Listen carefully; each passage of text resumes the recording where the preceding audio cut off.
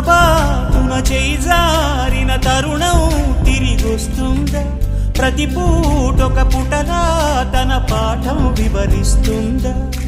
మన కోసమే తనలో తను రగిలే రవి తపనంత కనుమూసిన తరువాతనే పెను చీకటి చెబుతుందా?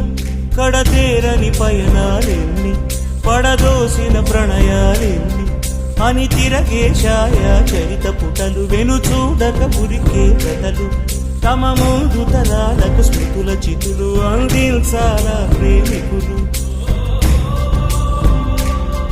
ఇది కాదే విధిరాత, అనుకోదేం ఎదురీత.